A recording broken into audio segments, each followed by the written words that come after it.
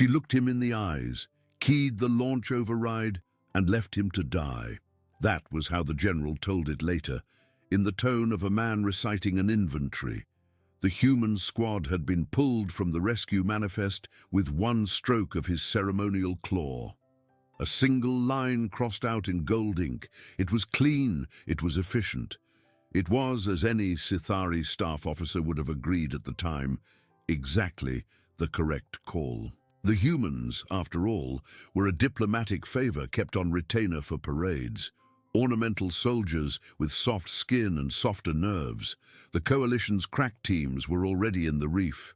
There was nothing on the freighter Long Meridian that a human hand had ever been trusted to touch. But 6 hours later, when the last coalition frigate stopped answering the pulse, it was the war marshal beside the general, whose true name was a run of glottal clicks the translator flattened to Virek, who broke every protocol he had ever sworn and pinged the human berth to ask whether the tug was fueled. What he watched over the next 9 hours dismantled 400 years of assumption. The air in the tug bay of the Sithari cruiser Long Sorrow smelled of hot copper, burnt ozone, and old grease. 9 hours before the War Marshal Virek would forget how to breathe, he was standing in that smell with his 4 ceremonial claws laced behind his back, watching a human drink something brown from a battered metal cup. The human was called Miles Corrigan. He was 31 standard years old, which was young for his species and mid-career for his job. He was not particularly tall. He was not particularly broad. He wore the plain, dark utility uniform of the Terran Auxiliary Corps. The sleeves pushed to the elbow, and his forearms were laced with the faint white scars of a man who had at some point worked with fire. His squad, 6 of them, all human, all quiet in the way soldiers are quiet when they know something is about to happen and they will not be the ones to speak about it, sat around him on crates, cleaning gear they had already cleaned.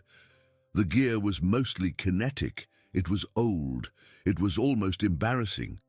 Virek, who had led 112 void assaults and been decorated 18 times by 3 separate crowns, felt a wave of pity so thick he almost turned away.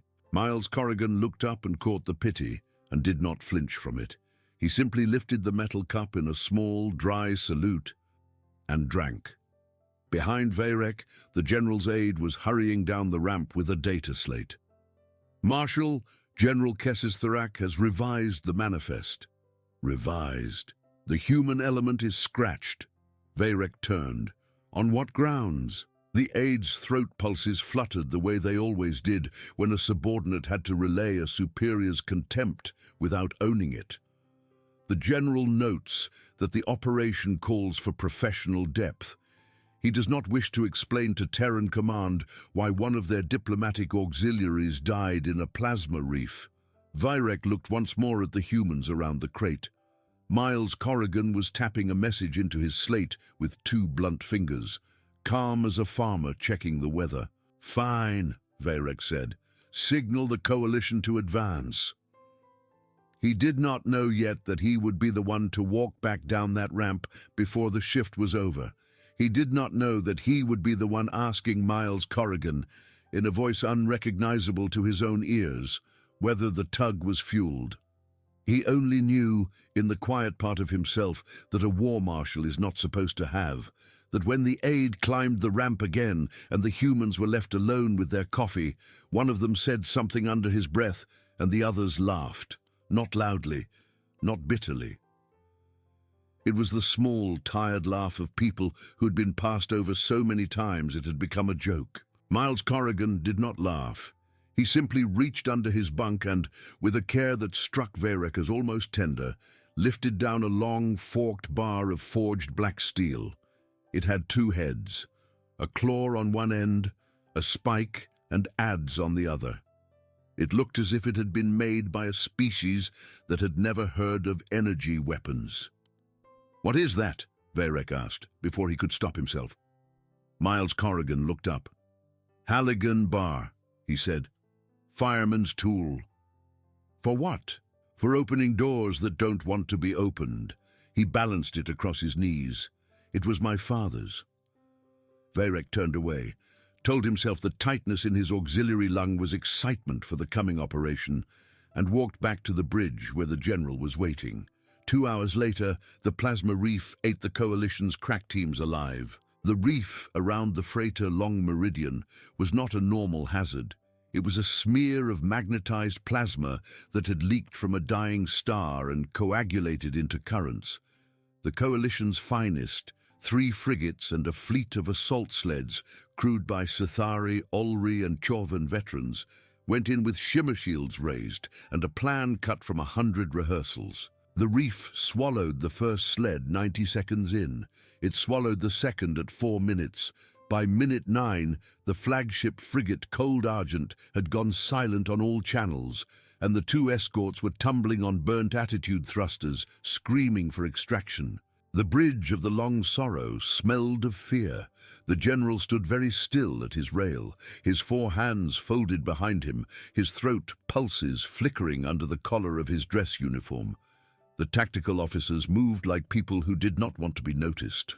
"Marshal," the general said at last, without turning his head. His voice was very calm and very quiet, and it did not match his shaking shoulders. "Deploy a second wave." "There is no second wave, General," Varek said. "You released the reserve to Vec Prime last cycle. Deploy something." "There is nothing to deploy." The general turned then, slowly, and his golden eyes were flat and hot. "Then explain to me, Marshal, how I am to write the report to the Sovereign, explaining that I lost the Cold Argent and 340 coalition crew inside a plasma smear." Varek did not answer. He was staring at the tug bay indicator on the side console, which had just registered a request for external hatch clearance. "General," he said carefully, "there is one asset still docked." "What asset?" "The Terran auxiliary tug, the one you scratched from the manifest." The general laughed. It was not a pleasant laugh. "The parade soldiers. They are asking permission to launch." "Denied." Varek looked at the reef. He looked at the still dying dots of the frigate hulls on the plot. He looked at the general. Then he did what a war marshal is never, ever supposed to do.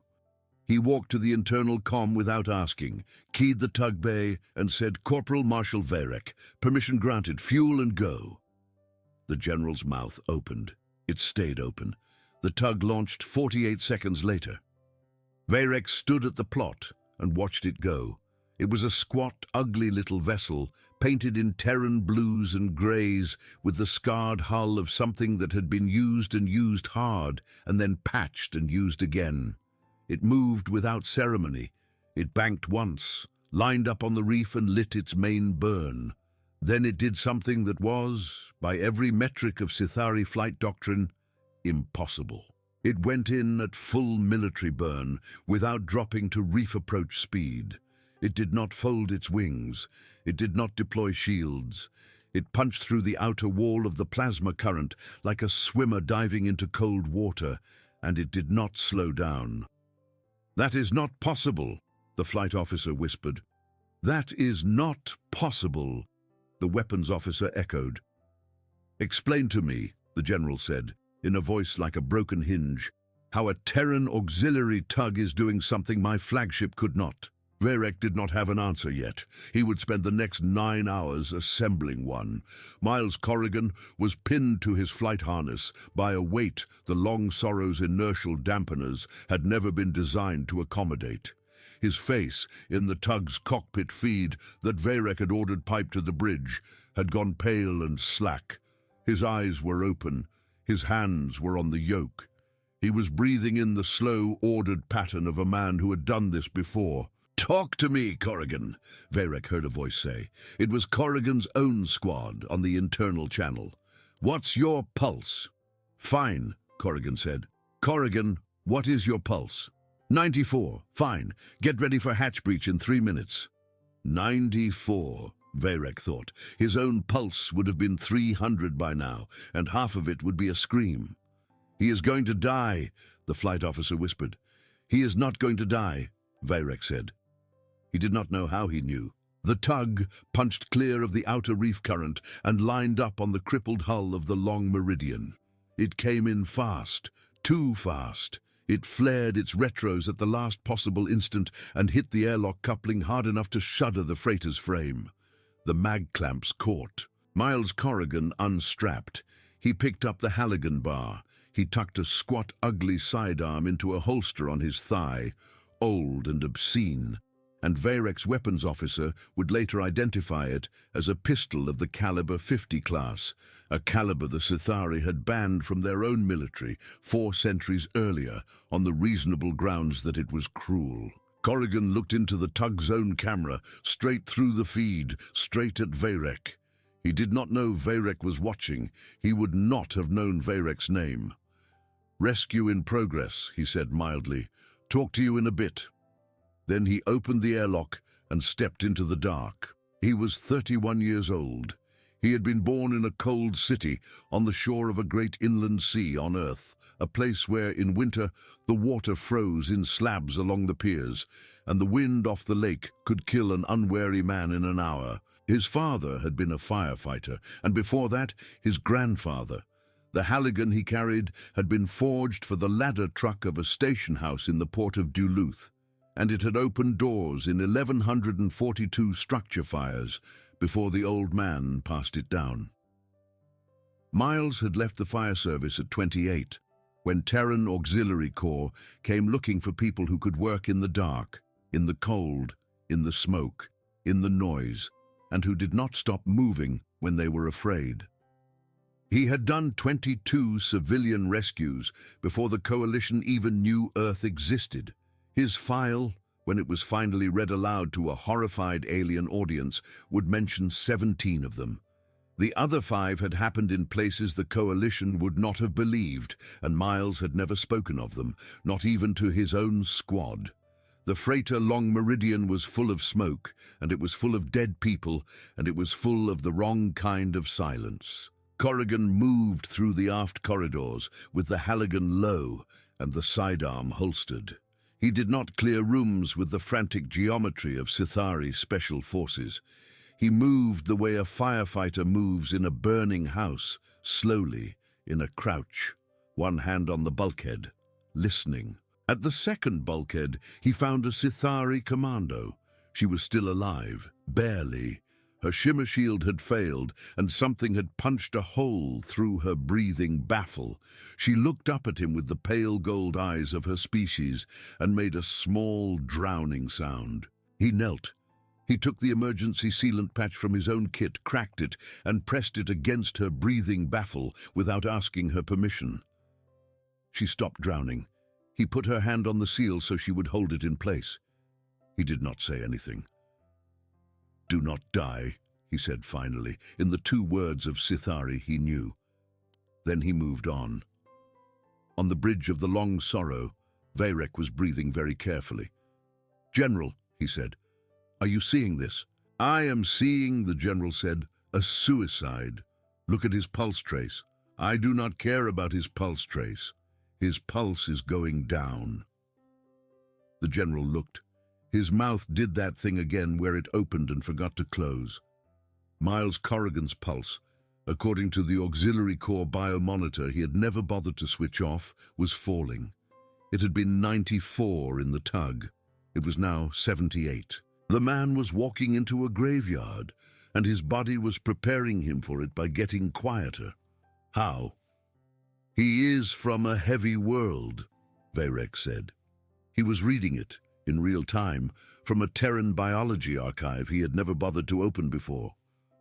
A world with a surface gravity of 9.8 meters per second squared. His bones are dense, his musculature is stratified, his autonomic response to danger inverts under heavy load. When his hindbrain decides he is going to die, his body slows to conserve. It does not race to flee, it stalks. "That is one man," the general said. "Yes." "There are 32 hostiles aboard." "Yes." Vayrek watched the ugly little icon on the tactical plot move deck by deck through the Long Meridian, and he could not look away. The first hostile Corrigan met came around a corner in polished silver armor with the crest of the Coalition Response Corps stamped on the pauldron. A Sithari border running at full battle stride, with an energy carbine in the ready position and a shimmer shield lit around him like a soap bubble. It was, to any Sithari eye watching, a done thing. The shimmer shield would deflect projectile weapons at any angle. It would burn out a plasma bolt at close range. It was rated to stop a light artillery round. Corrigan did not raise the sidearm. He raised the Halligan, sidestepped, and slammed the forged claw of it into the border's helmet seam at the base of the skull. The shimmer shield did nothing, because the shimmer shield had been designed against energy. Against kinetics, it treated an incoming object of low velocity as friendly touch, the way a Terran hand can pass through the surface of still water without breaking it. Miles Corrigan had brought a 2-kilogram bar of cold-forged carbon steel through the boundary at a walking pace, and the shield had waved it through like a courtesy. The border went down at the neck. Varek made a sound. On the bridge of the Long Sorrow, it was a very small sound. He was aware of everyone hearing it and being unable to comment. The next 4 hostiles were smarter. They came in a fireteam formation, energy weapons up, shields braced. Corrigan let the first 3 enter the corridor, and then he detonated the emergency oxygen line above their heads with a single round from the sidearm. The corridor did not explode. It simply flooded for one instant with a fog of enriched oxygen. Corrigan turned his head aside and fired the sidearm into the ceiling. The muzzle flash lit the oxygen. The corridor was a lung, and it inhaled fire. The border's shimmer shields, again, treated the flame front as friendly warm air. The borders themselves did not. Corrigan walked through the settling ash with his sleeve over his mouth. He was coughing. He was, Varek could see on the biofeed, bleeding from one ear where the pressure wave had ruptured something. His pulse was 72. "General," Varek said, "are you going to reactivate the second wave now?" "There is no second wave," the general said. He sounded, for the first time in Varek's memory of him, very old. The dossier arrived on the bridge screen 32 minutes into the operation. Varek had asked for it. Someone in Terran liaison had refused twice, and then, when a Sithari war marshal had used a tone none of them had ever heard before, had sent it up unredacted. It was projected large on the tactical wall so that the whole bridge could read it. The bridge crew read it aloud in shifts because no one who started could keep going alone. "Corrigan, Miles," the deputy officer began. Age 31, Corps rating auxiliary class 3, prior service, Terran civilian. She paused. This cannot be correct. Read it. 22 civilian rescues on Earth prior to Coalition contact. Confirmed. 22. Yes, Marshal. Read the confirmations. Confirmation 1. Structure fire, warehouse, 6 children extracted, officer sustained second-degree burns, refused hospitalization, returned to duty in 12 hours. Read the next. Confirmation 2. Ice water rescue. Officer entered lake at surface temperature -4 Terran degrees, dove through ice sheet twice, recovered 2 adults, was treated for hypothermia, refused transfer. Next. Confirmation 3, high-rise fire, 17 stories. Officer-led rescue chain up stairwell in structural collapse. Extracted 11, sustained cranial fracture, refused sedation. Refused.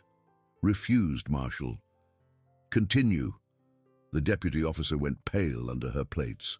Confirmation 4, collapsed mine, subsurface. Officer descended 200 meters on manual line. Extracted 3. Was pinned by secondary collapse for 6 hours before self-extraction.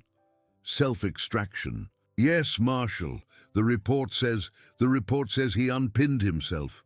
There was a silence on the bridge that lasted long enough that the tactical officer, whose only job was to breathe on the plot, was heard swallowing. Continue. The deputy officer read 17 more, then she got to the appendix. There is a note here, Marshal, from his last commanding officer. It says only 4 words. Read them. She read them. He does not stop. The silence after was not the ritual silence of a Sithari command deck. It was the silence of a species discovering, in a single minute, that everything it had assumed about another species had been a shape drawn on fog. There is a personal file attached, the deputy officer added more quietly. A sister. What? A sister. Nora Corrigan, 28 standard years old. She lives in the city where the officer grew up. There's a note that he has promised her a visit for 4 years running. He has been in Coalition space for 4 years. Yes, Marshal.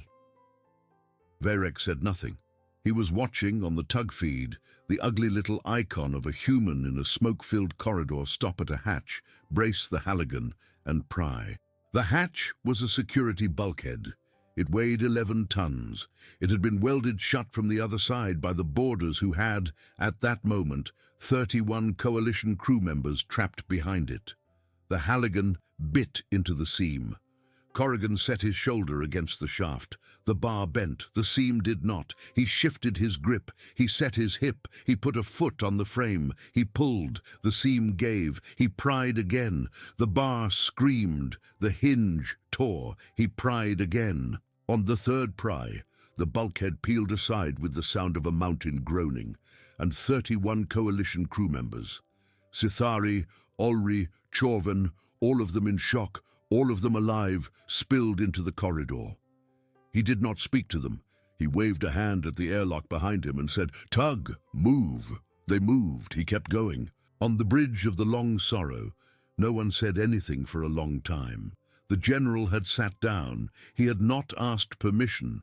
He had simply sat down in the deputy's chair, and he was staring at the plot with the fixed, unblinking gaze of a man who was learning in real time that he had been wrong about a thing for so long that he had built his career on being wrong about it. Varek walked to the tactical console and, with his own claw, opened the direct channel to the tug bay. "Corrigan, go! You have 31 Coalition personnel in your airlock. Yes. Bring them home. I will bring them home when I am done, Marshal." A pause, then quieter. "There are people up here who cannot walk. If I leave, they die." Varek looked at the plot. The long meridian was bleeding air. 3 more hostile signatures had joined the 29 already inside. There was a rising ionic wash off the reef that would, in approximately 40 minutes, sterilize the freighter's interior with radiation. The tug could carry the 31 Coalition survivors and Corrigan out with 3 minutes to spare if he left now. "Corrigan, go. You will not be extracted in time if you do not leave now. I know. You have a sister, Corrigan." There was a long silence on the channel. Then Miles Corrigan's voice, dry and quiet and colder than any Sithari war marshal had ever managed to be. "Marshal," he said, "I know I have a sister. Don't." The channel closed. Varek stood at the tactical console and stared at the plot and did not know what to do with his hands. "Marshal," the deputy officer said quietly at his elbow, "there is something else in the border signatures." "What? They are not all Coalition rebels. Explain." She pointed at the plot. "The 3 new signatures. They are broadcasting Coalition Response Corps encryption, but the underlying carrier is not Coalition. It is Household Guard, private colors." Varek looked. The 3 new signatures were pulsing on a rhythm he had known his whole professional life. It was the private ward beacon of a Sithari noble house, disguised under Coalition colors, so that Coalition scanners would treat them as friendly. He knew which house. He had grown up serving it. He had watched it fall out of favor when the Sovereign had elevated General Kesed Therak's line and demoted its own. He knew in one long, cold instant whose household guard those 3 signatures belonged to. "General," he said without turning around, Marshal, the three unaccounted boarders are not boarders. They are the household guard of Lord Veskithen. The general went very still. Vayrek turned. You want to tell me, General, why the household guard of your only political rival is aboard the Long Meridian in coalition uniform on a day that the human squad you personally scratched from the manifest happens to be the only asset able to reach them? The general did not answer. You want to tell me, General, what treaty was aboard the Long Meridian when she launched? Silence. You want to tell me, General, whether you knew? The general's throat pulses flickered. His mouth opened. He said in a very small voice, I did not know they would board her. But you knew she carried the treaty? Yes. And you knew Veskithen wanted the treaty buried? Yes. And you knew the coalition teams could not reach her before the reef closed? Yes. So you removed the human squad from the manifest? Yes. Vayrek looked at him. He looked at him for a long time. Then he turned back to the tactical console, keyed the channel to the tug, and said, Corrigan, go. There are 3 additional targets on your deck. They are not coalition rebels. They are Sithari household guard in false colors. They are trying to bury a treaty. If they take the bridge, the treaty dies with the freighter. Understood. They will not accept surrender. They will not take prisoners. They will not hesitate. Understood. Corrigan, go.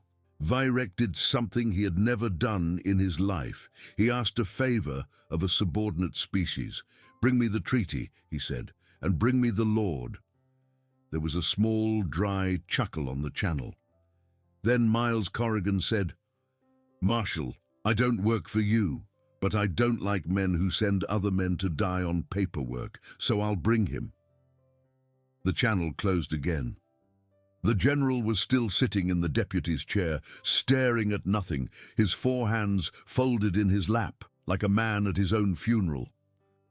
Miles Corrigan met the household guard in the reactor gallery of the Long Meridian. The reactor gallery was a long, tall chamber with catwalks arching over a plasma coil like the ribs of some great animal. The coil was bleeding. The gallery was full of blue-white light and the smell of ionized air.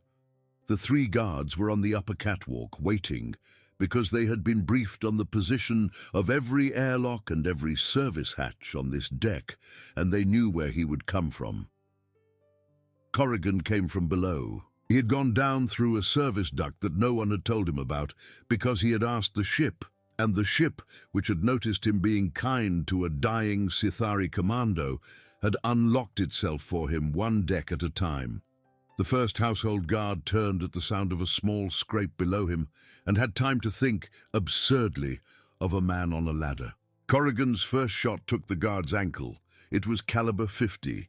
It did not leave an ankle. The guard fell from the catwalk with a sound like a bag of tools, and he did not get up. The second household guard fired. His shot was clean. It caught Corrigan high in the left shoulder and burnt through the shoulder blade and clipped the top of his lung. Corrigan grunted and did not fall. He fired twice more, high at the third guard, who had already begun retreating up the catwalk toward the reactor bridge. The shots missed. The reactor coil, sensing overload from the near miss, shrieked. The second guard, satisfied he had gutted the human, moved to close. He was, Vayrek thought later, watching the feed with his auxiliary lung refusing to fill, a professional. He came in from Corrigan's wounded side, low, blade extended in the traditional Sithari duelist's stance. He was the kind of Sithari swordsman who had killed a 1,000-crest lord in a duel of honor when he was 17. Corrigan let him get inside the guard so that the blade was already in the wound and the guard was already committed. Then he set his boot on the guard's back foot so the guard could not retreat, and he drove the Halligan spike, one-handed, up under the guard's chin strap. The guard did not fall right away. He simply stood there, his eyes wide and gold and confused, as if he had just remembered something important he had forgotten to do. Then Corrigan pulled the spike out, and he did fall. Corrigan sat down on the catwalk. He sat down carefully, the way a man sits down when his shoulder is on fire and his lung is filling and his blood pressure is falling faster than his stubbornness can compensate for it. He set the Halligan across his lap. He drew from his medical pouch a small matte black cylinder and he twisted its cap. On the bridge of the Long Sorrow, the deputy officer made a small sound.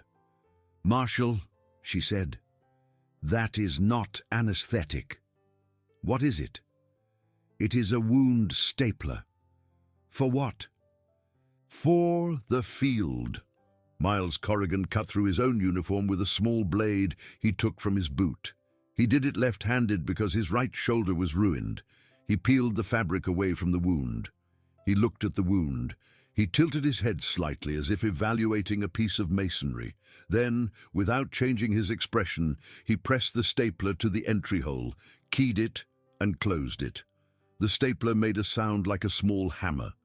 Corrigan's face did not move. He turned the stapler over. He reached his left hand behind his own shoulder, found the exit wound by touch, and closed that too. He set the stapler down. He picked up the Halligan. He looked into the tug's own remote camera, which had been drifting along at his ankle since the airlock, and he said in a voice that was slightly wet, "Don't be delicate, fill the hole." Then he stood up. He stood up. Vayrek's auxiliary lung made a sound he had not made since he was a hatchling. "Marshal!" The deputy officer was staring at him. "He is going to keep going." "Yes," Vayrek said. He was surprised at how calm his own voice was. "Yes, he is." The third household guard did not wait for Corrigan on the reactor bridge. He did what any professional would do. He abandoned the objective and fell back to the last redoubt, which was the freighter's main bridge, where his liege lord was waiting. Miles Corrigan followed. He walked the length of the reactor gallery, up a spiral stair whose treads he did not stop bleeding on, down a service corridor whose bulkheads he did not touch, past a small mess hall where a dead cook lay curled around an insulated flask of something Corrigan noticed because he was Miles Corrigan, and he noticed things like that. He picked up the flask. He kept walking. He was, according to the tug's biofeed, running on approximately half a lung and the wrong amount of blood. His pulse was 70. His pulse should have been 200 and unconscious. His pulse was 70 because he had grown up in a city where the wind off the lake in February could stop a stronger man's heart, and his body had long since learned that when things got very bad, the correct response was to slow down and think. He walked past a viewport. Through the viewport, he could see the plasma reef, and beyond it, very small and very far, the running lights of the Long Sorrow. He raised the flask in a small, dry salute at the running lights. He kept walking. At the door to the freighter's main bridge, he paused. He set the Halligan against the frame. He took out the sidearm and checked its magazine. He put the Halligan back in his right hand. Then he opened the door. Lord Vesakithan of the Silver Reach was on the bridge. He was, on any other day, a beautiful example of his species. Tall for a Cythery, silver-plated in ceremonial armor, his 4 hands held in the noble's rest posture, his crest picked out in mother-of-pearl. He had come aboard personally. He had come because he had wanted to be filmed, accepting the surrender of the human he had already been briefed would be sent to die on his behalf. He had brought a recording drone. It was hovering over his shoulder. It was, at the moment Miles Corrigan opened the door, already broadcasting to 3 Sithari news houses on a delay Vesakithan had personally negotiated. He was going to be famous. He was going to be famous in a way, but not in the way he had expected. The third household guard was already on Corrigan the moment the door opened. He was fast. He was very fast. He came in at Corrigan's ruined shoulder with a shock baton set to lethal. Corrigan let the baton land. The baton did what shock batons do. It dumped a killing current across a target's nervous system and shorted the heart. It should have killed him. It did not kill him, because Miles Corrigan's heart was the size of a cold-water fisherman's fist, and it had been trained for 30 years to keep beating in situations that shorted other people's hearts, and because the baton had landed on the stapled shoulder, which was numb from surgical trauma, and because Corrigan had been ready for it. He turned into the guard. He drove the caliber .50 up under the guard's ribs. He fired. The guard's shimmer shield, still lit, still humming, treated the projectile as friendly touch. The guard did not. Corrigan stepped over him. He walked into the middle of the bridge. He was bleeding again. The stapler had held, but the shock had torn something loose behind it, and there was a fine spray of red where his boots met the deck plates. Lord Vesakithan of the Silver Reach looked at him and, for the first time in his adult life, was uncertain of his lines. "You are wounded," he tried. "You will require aid. I will personally see that—" Bait Corrigan did not answer. You have performed admirably. There is no need to—" Corrigan raised the sidearm. "Vesakithan did the thing that lords do when their guard is dead and their drones are watching." He straightened. He clasped his 4 hands behind his back. He tilted his crest to the noble's angle. "What," he said in the voice of a man who is filming his own greatness, "does a human want in exchange for such a service?" Miles Corrigan looked at him for a long moment. Then he lowered the sidearm. He raised the Halligan. He walked across the bridge. He walked past Vesakithan. He walked to the base of the ceremonial throne that the freighter's captain had, per the standard Sithari deference protocol, installed when the Lord had come aboard, and which had been wired into the ship's power spine so that its occupant could speak, as it were, with the voice of the vessel. He set the spike of the Halligan against the throne's power coupling. He looked back at Vesakithan. Then he drove the spike through the coupling and into the power spine. The throne went dark, the bridge lights flickered, the recording drone, which had been drawing its uplink through the ship's spine, went dead in the air and dropped. Vesakithan's 4 hands unclasped and hovered. Miles Corrigan stood in the smoke of the sparking throne, breathing wet, blood dark on his sleeve, and said quietly, "You asked me what a human wants." "Yes." "A real cup of coffee," Corrigan said, "ground, not synthesized." He nodded at the Halligan still lodged in the throne. "And you tell your general I don't wash windows, and you tell your general I don't scratch names off manifests." Vesakithan's throat pulses flickered. He was, in the sudden silence of the dead recording drone, trying to remember what a lord does when the world has stopped watching him be a lord. Behind him, in the ring of household staff who had been arranged as an honor guard to receive his triumph, one of the guards very slowly, very deliberately, took a step back. It was a small step. It was not a mutiny. It was, more accurately, a hesitation. It was one guard, looking at a sparking throne and a bleeding human, and a lord whose voice had just been unplugged, making a private calculation about who, in this room, was still authority. Vesakithan saw it. Miles Corrigan saw it. Miles Corrigan gestured mildly with the sidearm at a bank of communications gear on the bridge wall. "Sit down, my lord," he said. "You are going to dictate a treaty." The treaty took 41 minutes. It was dictated from the blackened bridge of the Long Meridian by Lord Vesakithan of the Silver Reach, in his own voice, in his own tongue, with his hand still smoking from the coupling short and his eyes fixed on the Halligan bar that Miles Corrigan had pulled out of the throne and laid casually across the arm of the captain's chair. It was received on the bridge of the Long Sorrow by Marshal Vayrek, who transcribed it personally into the imperial record in his own claw strokes. It named General Kesitherak as a co-conspirator in the sabotage of the Long Meridian and the attempted burial of the treaty in her wreckage. It cited 3 witnesses aboard the Long Sorrow, whose testimony could be corroborated by the tug's onboard flight recorder.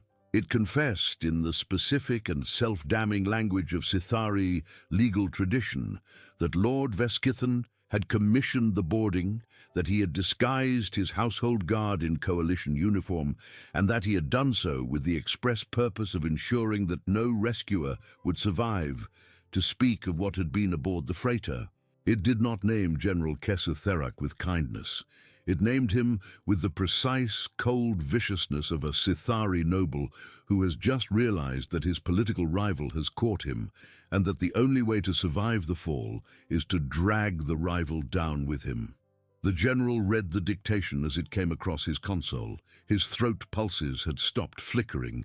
They had gone very still. He looked, when it was done, like a man reading his own obituary. He looked up at Vayrek. Vayrek looked back. "Marshal," the general said quietly. "General, I am going to my quarters." "You are not, General. You are going to sit in that chair, General, until the tug docks.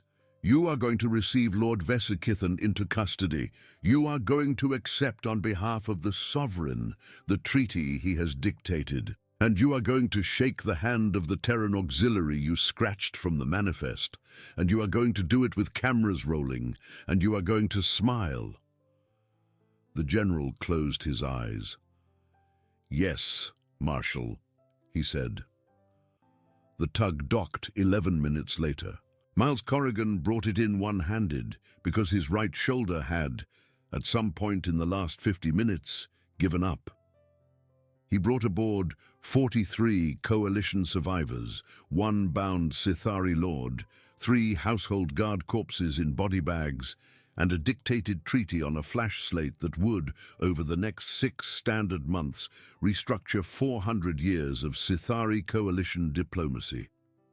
He brought aboard, in his left hand, an insulated flask from the freighter's mess. He walked down the ramp. He walked past the general, who did not look at him. He walked past Vayrek, who did. He walked into the medbay of the Long Sorrow under his own power, which was the correct place for a man in his condition to be walking into. He set the flask on a counter. He sat down on a diagnostic bed.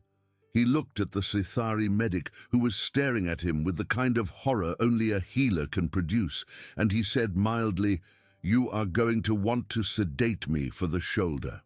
Do not." "I do not." The medic did not. Vayrek was in the doorway of the medbay when Corrigan finally consented to lie down. The war marshal, 400 years of pride quiet in his chest, stood there with his 4 hands folded and did not know how to begin. "Corporal, Marshal, why did you go?" Miles Corrigan considered the ceiling. "Because you asked," he said at last. "That is not why." "No," Corrigan agreed. Vayrek waited.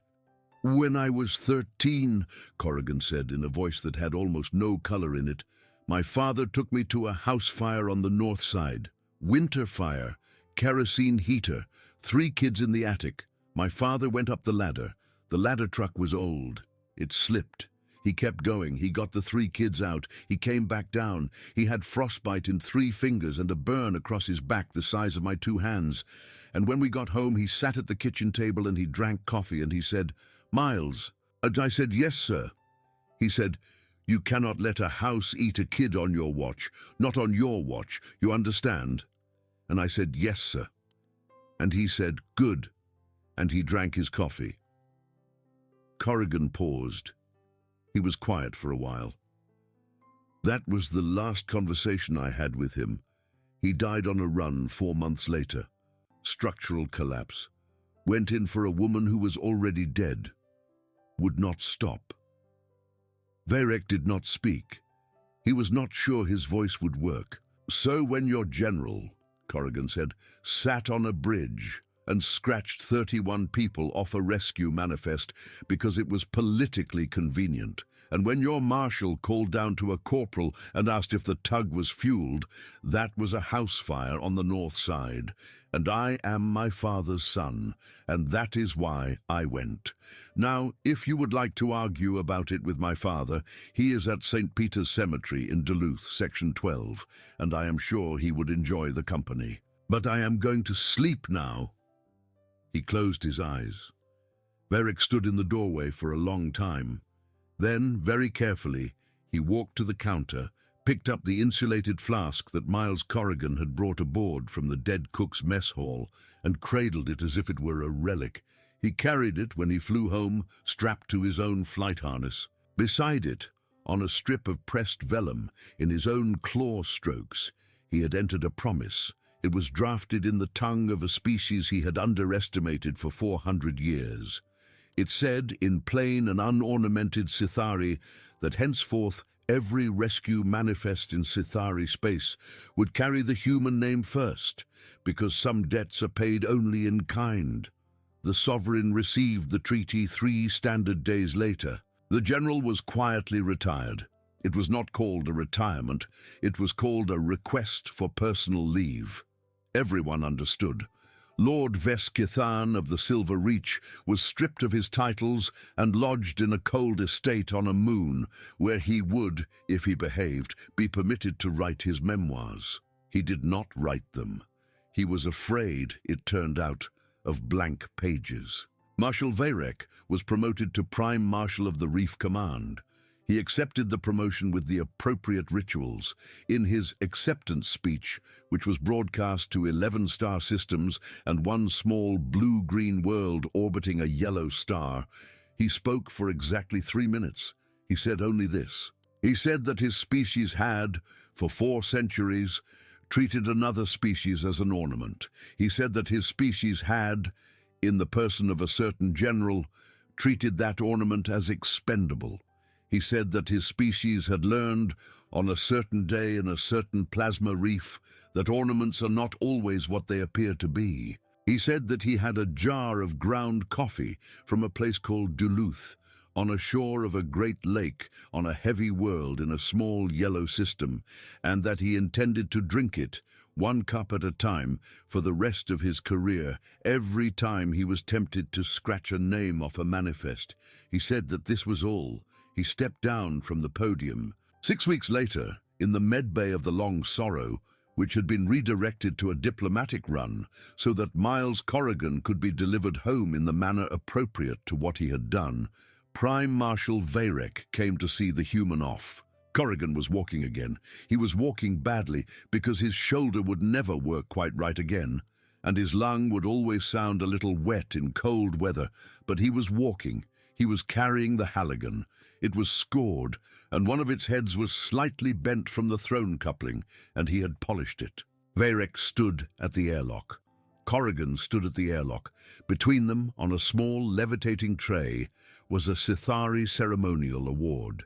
It was heavy and gold, and it was, by Sithari standards, the highest civilian honor the Reef Command could bestow. Corrigan looked at it. "Marshal," he said.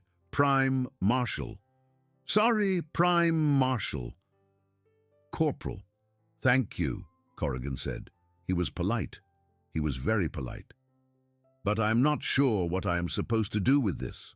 "You are supposed to wear it." "I'm going home to see my sister." "Yes, I am not going to wear a 10-kilogram piece of gold to my sister's kitchen." Varric considered this. "Then perhaps," he said carefully, "you will accept a different gift."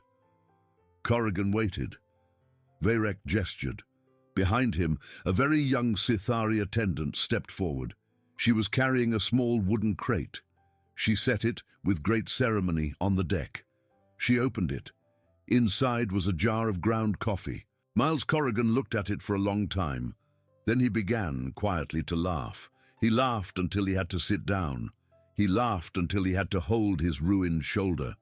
He laughed until Varric, who had never heard the sound before, began to understand that this was not mockery, and joined him. "Prime Marshal," Corrigan said at last, wiping his eyes with the back of his good hand. "That is a very fine gift. Thank you." "It is nothing." "It is not nothing." Corrigan looked at him. "You did a hard thing up there." "I did nothing. You unlocked a bay."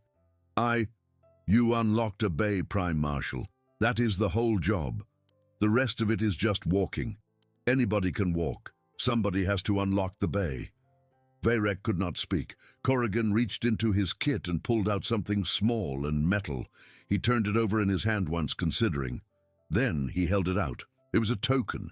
It was flat and dull and old. It had a badge stamped into it, a shield and a ladder, and a small, worn word, Duluth. "It was my father's," Corrigan said. "He carried it for 31 years. I carried it for another 6. I would like you to have it, Prime Marshal, in case you ever again need to remember to unlock the bay." Varek took it.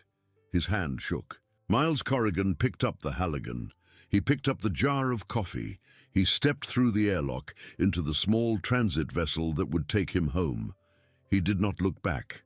He never did. The airlock closed. Prime Marshal Varek of the Sithari Reef Command stood alone in the hangar for a long time. He held the small metal token in one of his 4 hands. He turned it and turned it and turned it. He was, though no one saw it, weeping in the quiet Sithari way, which is only a flicker of the throat pulses and a stillness of the eyes. Somewhere below him, 6,000 light-years away, on a cold shore of a great inland sea, on a heavy world, a woman named Nora Corrigan was making coffee in a kitchen that smelled of old wood and old snow. She did not know yet that her brother was coming home. She would find out in a few hours. She would cry, and then she would set another mug on the counter, and then she would go on making coffee. Because some debts are paid only in kind, and some houses, on some watches, do not eat kids, and some men, on some manifests, do not stop. What a journey! What a story about the smallest man in the room being the biggest one when the lights go out. Here is the truth of it in one sentence. The real weapon is not the caliber, and it is not the steel, and it is not the shield. The real weapon is the man who was raised to run into the burning house and who does not know how to run back out. If this story hit you the way it hit us, drop a like. It is the only thing that keeps stories like this on the air. And it is the smallest, cheapest kindness you can pay to a channel that lives or dies on your thumb. Share it with somebody who loves sci-fi about a human against the impossible. Somebody who needs to be reminded that stubborn is a superpower. Hit subscribe and turn on the bell so you do not miss the next HFY epic, because we have more coming, bigger ships, colder reefs, harder odds, and always a small, quiet human at the middle of it, with a boring tool in one hand and a good reason in the other. Now here is the question we want in the comments, and we want your honest answer, and we want you to pick a side. If you were Prime Marshal Varek, standing on that bridge, watching a Terran auxiliary tug punch through a plasma reef your flagship could not survive, would you have unlocked the bay knowing your general would end your career for it? Or would you have kept your rank, kept your silence, and scratched the name from the manifest? Answer in the comments. No fence-sitting. Keep your eyes on the void out there, and keep looking up at the stars.